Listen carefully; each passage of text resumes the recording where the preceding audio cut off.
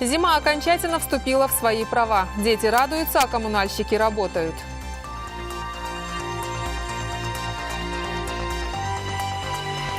Предприниматели Ингушетии выступают за прозрачность бизнеса. Они присоединяются к антикоррупционной хартии.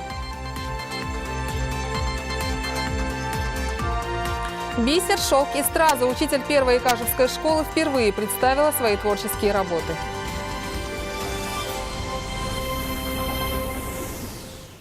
Здравствуйте! В эфире новости, в студии Анжелика Мержоева. Очередной прием граждан провел сегодня исполняющий обязанности руководителя администрации главы Ингушетии Ахмед Мальсагов. Встреча с жителями длилась около 2 часов. За это время было рассмотрено 12 обращений. В основном они связаны с трудоустройством и обеспечением жилья. К примеру, Любовь Евлоева рассказала, в каких тяжелых условиях живет ее семья. Женщина воспитывает маленьких детей и опасается за их здоровье. По словам Любови, дом, в котором ютится ее семья, может рухнуть в любой момент. На приеме ей объяснили, в каком порядке предоставляется жилье для нуждающихся. А вот Мурат Дугиев новое жилье получил еще 8 лет назад по программе переселения жителей оползневой зоны. Только свидетельство на право собственности ему до сих пор не выдали. Ахмед Мальсагов обещал разобраться в этом вопросе. Конечно, если бы у руководства республики были бы готовые рецепты или возможности финансовые для решения этих проблем одновременно и сразу, они были бы решены, безусловно. Но многие люди просто не хотят понимать, что есть проблема ограниченности средств, есть проблема дотационности бюджета республики и многие проблемы, которые просят решить наши граждане, они носят масштаб федеральный. Обильный снегопад добавил забот коммунальщикам республики. Улицы засыпаны снегом, что значительно затрудняет проезд транспорта. Дорожные службы мобилизовали все силы для их уборки. Хватает работы и экстренным службам. Магомед Измайлов изучил ситуацию.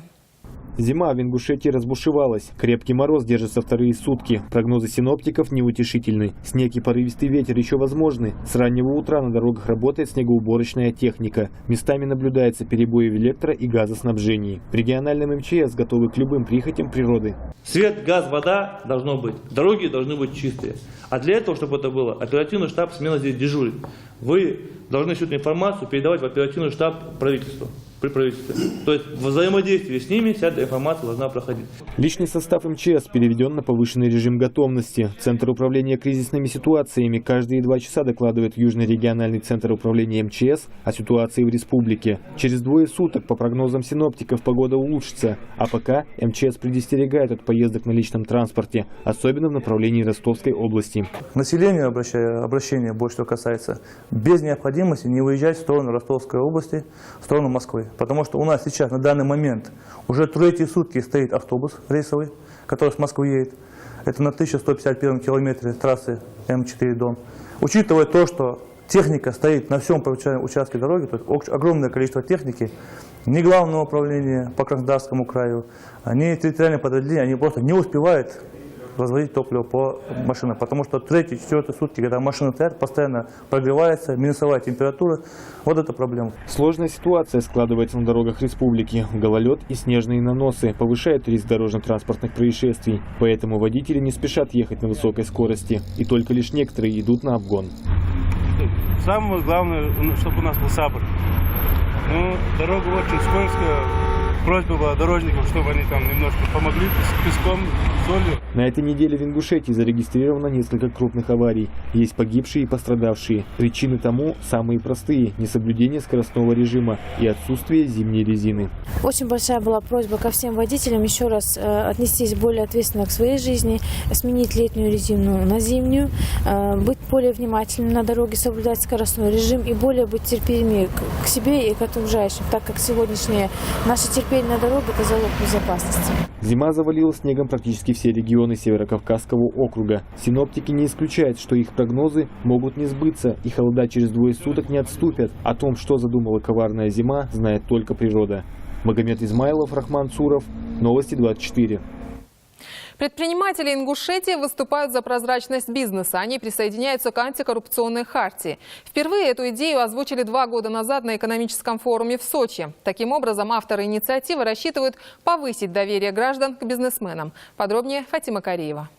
Ингушетия в числе первых республик СКФО присоединилась к антикоррупционной хартии, к декларации бизнеса-общества о готовности не только поддержать меры государства, направленные против коррупции, но и добровольно начать работу в этом направлении. Принятая в сентябре 2012 года на 11-м Международном инвестиционном форуме в Сочи, хартия содержит согласие предпринимателей на прозрачность ведения своего бизнеса. Компания, которая берет на себя обязательство присоединиться к этой антикоррупционной хартии, она это берет обязательство честно работать, то есть при получении тендеров, при осуществлении хозяйственно-финансовой деятельности добровольно берет обязательство осуществлять контроль по всем направлениям. Это касается и бухгалтерии, это касается и кадровой политики. И не только руководство этих компаний, но и все работники компании должны работать честно. Антикоррупционная хартия – это своеобразный кодекс чести и свод правил в бизнесе. Разработанная дорожная карта содержит единые методологические требования к ее участникам, а именно финансовый контроль, публичная пропаганда антикоррупции и, наконец, сотрудничество с государством. Я думаю, что те предприятия, которые сегодня осознали это и ведут чисто бизнес, они будут намного удачнее, чем другие. Почему? Потому что те структуры, проверяющие структуру, если видят, что на этом предприятиях уже подписана коррупционная хартия и имеется свидетельство, то они уже чувствуют, что это предприятие работает нормально и никаких вопросов к ним не будет возникать. Наличие документа о присоединении к хартии повышает доверие населения к предпринимателям. Моусар Умаров около 10 лет занимается производством мясных полуфабрикатов. Как и полагается, он решил сделать свой бизнес прозрачным. Конечно, в первую очередь мы хотим более успешную деятельность своего предприятия, прозрачность, чистоту. И если сегодня очень активно проводить работу по положению антикоррупционной хартии, то мы можем уже через небольшое время достигнуть огромных успехов внутри своего предприятия и во взаимодействии нашего предприятия с органами государственной власти и с другими предприятиями, которые сотрудничают с нашим предприятием. Пока число предпринимателей невысоко – 5 человек. Но в торгово-промышленной палате надеются, что их количество в скором времени в разы увеличится. Фатима Кариева, Ильяс Досхоев, Новости 24. «Поможем, чем можем» под таким названием прошел семинар в детском саду в Насыркорте. Провели его специалисты из Эстонии. Обучение детей прошло по программе «Усатый нянь». Детям продемонстрировали сувенирную продукцию, изготовленную людьми с ограниченными возможностями. Подробности в сюжете Мадины Пугоевой. Нужно в первую очередь научиться держать, чтобы не убежала. В вторую очередь научиться подбрасывать и затем перебрасывать. Сергей Окунев, ремесленник, он же усатый нянь, может часами рассказывать о детских игрушках и их целебных свойствах. Картины и сувениры, в которых вложена идея и положительная энергетика, поднимают настроение, развивают моторику, укрепляют зрение и реакцию. Потому они полезны не только для детей, но и для взрослых, особенно для реабилитации людей с ограниченными возможностями. Я до свою маму хочу нарисовать солнышко. Мой любимый цвет – это красный. Я закрашу крышу, а еще нарисую, что захочу. Например, вот такие красные пятна нарисую. Их творчество всегда наполнено особым теплом и смыслом. Организаторы акции считают своей главной задачей создать для них равные условия для самореализации. Задача в том, чтобы уже с возрастом они могли, уже обретя какую-то специальность, стать индивидуальными предпринимателями, значит, обеспечивать себе и окружающим рабочее место. В перспективах культурно-просветительского центра изготовление подобных игрушек для их реализации. В этот проект будут вовлечены талантливые ребята, которые уже зарекомендовали себя в этом ремесле. Продукцию планируют увозить за рубеж, а деньги, вырученные от их продажи, пойдут на помощь детям, инвалидам и нуждающимся. Мадина Пугоева, Ахмед Беков, Новости 24. Сотрудники межрегиональной распределительной сетевой компании республики проводят работу по предотвращению электротравм среди детей. С этой целью они посетили учащихся социальной коррекционной школы-интерната в Орджоникидзевском. В ходе занятий детям рассказали о том, какую опасность несет электричество и как уберечь себя от беды. Подробности в сюжете Мадины Албагачиевой. Сотрудники ингушского филиала межрегиональной распределительной сетевой компании рассказали ребятам, в каких случаях электричество друг, а в каких его следует опасаться. Такие мероприятия проводятся с целью, чтобы дети понимали, насколько электричество представляет собой опасность. Давая нам свет, тепло, оно может нам оказать и вред, если они не будут соблюдать некоторые меры безопасности. Электротравматизм чаще всего приводит к летальным исходам и тяжелым последствиям. Электрический ток коварен. Он поражает внезапно, повреждая ткани на всем пути своего прохождения. Именно из-за незнания в большинстве случаев люди получают подобные травмы. Но ребята этой школы хорошо информированы о том, какую опасность таит в себе электричество. Мы тоже сами на классных часах, на своих уроках с целью безопасности проводим такие беседы, классные часы проводим на уроках, чтобы предостеречь детей от неприятностей, от тока электрического. На занятии дети вели себя активно. Урок вызвал у них явный интерес. Лекцию не слушали внимательно и в конце занятия без проблем ответили на все вопросы сотрудников МРСК. Так как дети в интернате неслышащие и слабослышащие, общались они с ними с помощью сурдопереводчика.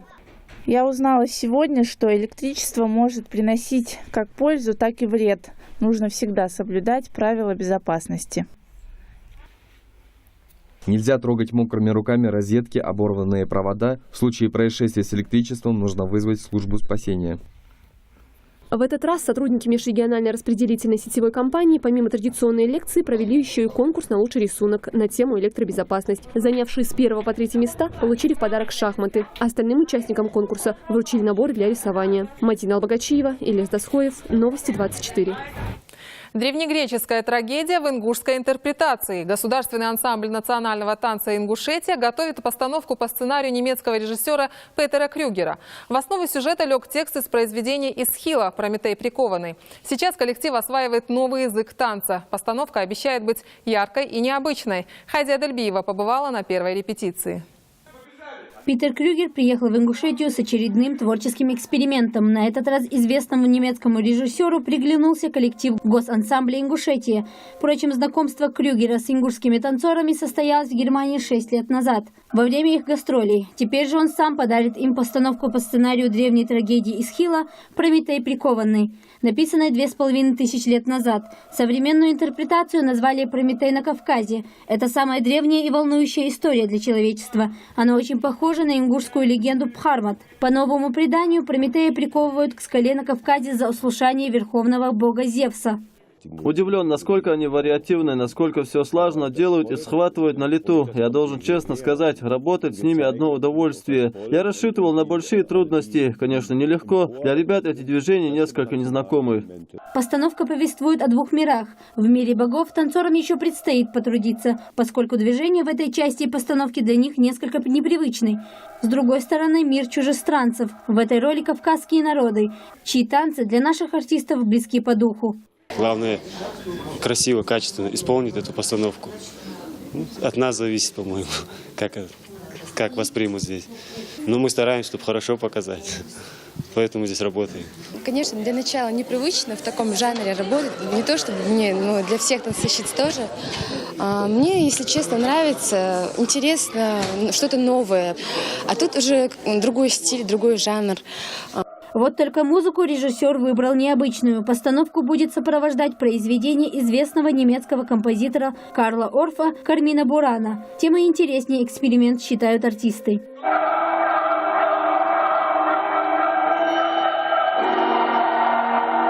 Под эту музыку пробуем и наши ингушские какие-то элементы танцев, чтобы какой-то колорит присутствовал, определенный колорит наш присутствовал в этом спектакле. Я думаю, будет зрителям очень интересно. Мне самому интересно. Я думаю, зритель тоже придет и увидит, в первую очередь, госансамбль в другом ракурсе. Костюмы тоже, они не похожи на черкесские. Это будут костюмы... Я не буду раскрывать всех деталей. Пускай зритель увидит на сцене. Это будут абсолютно другие костюмы.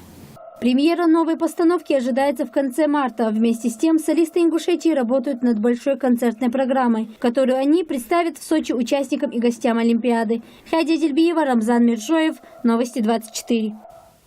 Бисер, шелк и стразы. Учитель первой икажевской школы впервые представила свои творческие работы. Преподаватель математики преуспела не только в области точных наук. Ее мастерство высоко оценили именитые художники Ингушетии. Вышивать бисером Милана Албогачиева начала 10 лет назад. Лучшие работы, созданные за это время, отобрали ее коллеги. Впрочем, именно им и принадлежит идея открыть выставку мастера. В числе гостей была наш корреспондент Зарима Бекова. Кто сказал, что учитель математики может только цифры складывать? Талантливый человек талантлив во всем. Пример тому Милана Албогачиева. Вышивание бисером – ее самое любимое занятие. После детей, в которых педагог вкладывает самое ценное – знания. Своему хобби Милана отдала 10 лет жизни. Пойти учиться в художественную школу ей не разрешили родители. Они посчитали, что их дочь должна получить солидную профессию. Так Милана отучилась на экономиста и пришла в школу. Работа учителя не помешала ей творить. За долгие годы она создала порядка 100 настоящих произведений искусства. 20 лучших из них она представила в родной школе в рамках персональной выставки. Я давно к этому шла. Хотела, в смысле. Я хотела это давно организовать, показать тем, чем я занимаюсь. Подтолкнули меня к этому, конечно, мои родные. Большой толчок дал то, что я показала свои работы в художественной школе здесь на Зране, в Мартазановом Мусе. И он сказал, давай организуем выставку. На что я, конечно, согласилась. Очень отрадно, что у нас есть новые художники, появляются новые имена. Есть люди, которые увлечены своим творчеством. И мне кажется, что это будет подстегивать других тех, кто хочет заниматься творчеством, либо начинает это делать пробно для себя. Узоры бисером на бумаге – это первые работы Миланы Албогачиевой. Потом был шелк, более благородные материалы. В настоящее время художница открыла для себя новый вид искусства. Это выкладка рисунков стразами на зеркалах. Главное сырье – бисер, удовольствие не из дешевых. Благо Милана нашла выход. Его ей поставляют родственники из Казахстана. Единственная проблема в том, чтобы сделать ту или иную картину, это время, на самом деле. Смотря от того, какую ты картину хочешь сделать, какой объем картины. Вот, например, совсем большая картина, на нее, конечно, уйдет и месяц, и 2, и 3 может уйти. Тем более такой график, когда ты учитель, ты работаешь учителем, времени не остается. Даже если остается, уже как-то руки не доходят до этого. Но я стараюсь не бросать это увлечение, потому что мне оно нравится. Я бы хотела даже в дальнейшем, чтобы она была самым главной моей профессией. Каждая картина не только занимает много времени, но и требует много внимания. Ведь это очень кропотливая работа. Тут нужно не только умение и талант, но и усидчивость мастера. Милана – член Союза художников. Это очень важно, говорит она. Здесь у нее будет возможность познакомиться с художниками и их творчеством, чтобы расти в творческом плане. Зарима Бекова, Ахмед Чербижев, Новости 24. Это были все новости к этому часу. Следующий выпуск в 21:00. Оставайтесь с нами.